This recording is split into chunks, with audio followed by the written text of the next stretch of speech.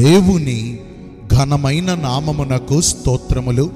ఈ వాగ్దానమును వింటున్న మీకందరికీ మన ప్రభువును ప్రియ రక్షకుడైన యేసుక్రీస్తు నామములో శుభములు, మా హృదయపూర్వకమైన వందనములు.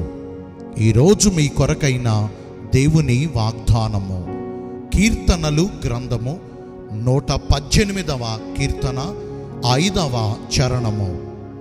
విశాల స్థలమందు యెహోవా నాకు ఉత్తరమిచ్చెను. మంచి దేవుడైన యేసయ్య ఈ మంచి వాగ్దానమును నేడు మనందరి జీవితములలో నెరవేర్చునుగాక. ఆమేన్. ఈ వాగ్దానాన్ని మనము పరిశీలిస్తే, ఇరుకునందుండి మనము యెహోవా దేవునికి మొర్రపెట్టగా ఆయన నిశ్చయంగా మన మొర్రలను ఆలకించి మనమున్న ఇరుకులన్నిటిలో నుండి ఆయన మనలను విడిపించి ఇరుకు లేని విశాలతలోనికి ఆయన మనందరినీ నడిపిస్తారు. ఈరోజు మనలో అనేక మంది ఇరుకుకరమైన పరిస్థితులలో, అంటే చాలని పరిస్థితులతో ఎంతగానో ఇబ్బంది పడుతున్నారు. మనలో కొందరికి ఆర్థికపరమైన ఇబ్బందులు చొరబడి అప్పుల పాలైపోయి వారి రాబడి చాలక సంపాదించినదంతయో కూడా చిరిగిపోయిన సంచిలో వేసినట్లుగా వృధాగా పోయి ఎంతగానో నష్టపోతూ నలిగిపోతూ కృంగిపోయిన స్థితిలో ఉంటున్నారు.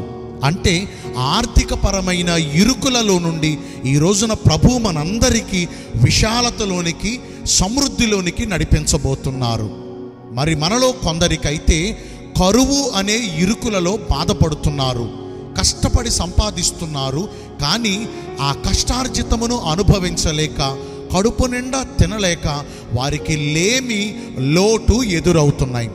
సింహపు పిల్లలు లేమి గలవై ఆకలి గొనవచ్చును గాని జీవము కలిగిన దేవుని ఆశ్రయించు వారికి లోటు కలుగుతుందా? మరి ఈ రోజున మనలో చాలామంది లోటుతోనూ అసంతృప్తితోనూ బాధపడుతున్నారు. ఈ వాగ్దానం ద్వారా ప్రభు మనందరి పరిస్థితులను మార్చి లోటులో నుండి ఆయన మనకు సమృద్ధికరమైన మిగుల ఆశీర్వాదపు అనుభవాలలోనికి నడిపించబోతున్నాడు. 5 రొట్టెలు 2 చిన్ని చేపలు కలిగిన పరిస్థితిలో నుండి దేవుడు వాటిని ఆశీర్వదించగా అవి 5,000 మంది పురుషులు తృప్తిగా తినగా ఇంకా 12 పెద్ద గంపలు మిగిలిపోవనంత సమృద్ధిని అక్కడ ఆయన అనుగ్రహించారు. ఖచ్చితంగా ఈరోజు మన పరిస్థితులను దేవుడు అట్టి సమృద్ధితో నింపునుగాక. ఇంకా మనలో చాలామంది బలహీనతలు అనే ఇరుకులతో బాధపడుతున్నారు. వారు కష్టపడి సంపాదించిన సంపాదన అంతా కూడా మందులు మింగటం వల్ల, వైద్యుల దగ్గరికి వెళ్ళటం వల్ల, హాస్పిటల్స్కి తిరగటం వల్ల ఖర్చు అయిపోతుంది. అంటే ఇలా బలహీనత మీద బలహీనత, రోగాల మీద రోగాలు పెరిగిపోయి మనము మరింతగా సంకటపడుతున్నాము. ఈరోజు ఈ వాగ్దానం ద్వారా మనకున్న రోగములు, బలహీనతలు అనే ఇరుకులలో నుండి ఆయన మనలను విడిపించి మంచి ఆరోగ్యమును, దీర్ఘాయుష్యును, మన ఎముకలకు సత్తువయు ఆయన మనకు కలుగు చేయబోతున్నారు. ఇంకా మనలో చాలామంది బయటకు చెప్పుకోలేని మానసికపరమైన ఇరుకులలో బాధపడుతూ ఉన్నారు. ఒక్క మాట మీతో సెలవిస్తున్నాను, మనకున్న ఇరుకులు ఎంత కఠినమైనవైనా, ఎన్ని కఠినమైన బాధలు మనకు కలుగుచున్నా మన ప్రభువు మన పక్షమునందు మనకు సహకారి అయి నిలిచి ఉండి మనకున్న ఇరుకులన్నిటిలో నుండి ఆయన మనలను విమోచించి అసలు ఇరుకులే లేని విశాలమైన స్థలములోనికి, సంతోషకరమైన స్థలములలోనికి ఆయన మనందరినీ సమకూర్చబోతున్నాడు. నమ్మిన వారు ఒక్కసారి ఆమేన్ పలుకుతారా? ఆమేన్. మరి నిశ్చయంగా మంచి దేవుడు ఈ రోజున ఈ మంచి వాగ్దానం నేడు మనందరి వినికిడిలో నెరవేర్చి మనకు ఇరుకు లేని విశాలతలోనికి ప్రభు మనలను నడిపించాలంటే మనము ఎలాగున ప్రవర్తించాలి? మొదటిగా కీర్తనాకారుడైన దావీదు అంటాడు, నా నీతికి ఆధారమగు దేవా, నేను నీకు మొర్రపెట్టునప్పుడల్లా నీవు నాకు ఉత్తరమును దయచేయము.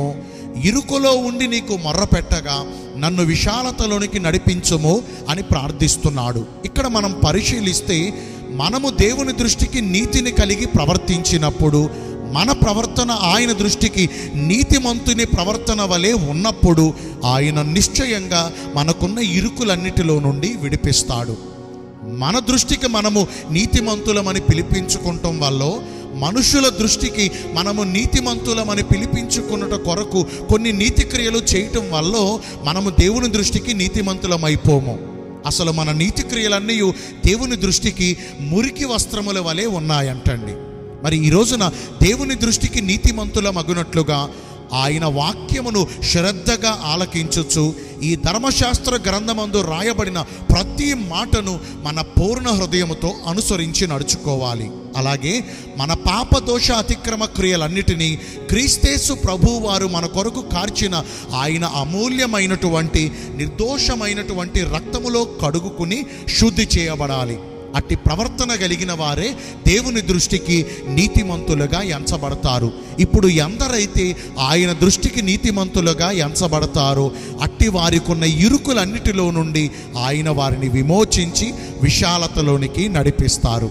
రెండవదిగా, మన దేవుడు మనకున్న ఇరుకులన్నిటిలో నుండి మనకు విశాలతను ప్రసాదించాలంటే మనము ఆయన దృష్టికి ఇష్టమైన క్రియలను జరిగించాలి. మన ప్రవర్తన, మన మనుగడ, మన క్రియలన్నీ కూడా మన దేవుని దృష్టికి ఇష్టముగా ఉండాలి. ఒకసారి మన ప్రవర్తన గురించి మనం ఆలోచించుకుంటే మన మాటలు కానీ, మన చూపులు కానీ, మన తలంపులు కానీ, మన నడక కానీ, మన దేహముతో మనం చేసే పనులు కానీ గత కాలంలో దేవుణ్ణి బాధ పెట్టాయేమో. కనీసం ఈ వాగ్దానం విన్న తర్వాత నుంచి అయినా మన క్రియలన్నిటినీ చక్కబరుచుకుని మన ప్రవర్తన అంతటినీ సరిచేసుకుని దేవునికి ఇష్టమైన క్రియలను మాత్రమే జరిగించామనుకోండి, ఆయన మనకు సహకారిగా మన పక్షమునందు మనకు తోడై నిలిచి మనమున్న ఇరుకులన్నిటిలో నుండి విడిపించి ఆయన మనలను విశాలతలోనికి నడిపిస్తారు. మరి అట్టి ప్రకారం జీవిద్దామా? మీ అందరి కొరకు ఒక చిన్న ప్రార్థన చేస్తాను. పరిశుద్ధుడును ప్రేమ కలిగిన మా ప్రియ పరలోకపు తండ్రివైన దేవా, మీ కృప కలిగిన బంగారు ఘన నామమును బట్టి నిండు మనసుతో కోట్ల కొలదిగా మీకు మా కృతజ్ఞత స్తుతులు స్తోత్రములు వందనాలు చెల్లిస్తున్నాము. మమ్మను విశాలతలోనికి నడిపిస్తానని ఈరోజు వాగ్దానము ద్వారా సెలవిచ్చారు. ఎన్నో ఇరుకులతో బాధపడుతున్నామయ్యా, ఎంతగానో ఇబ్బంది పడుతున్నాము.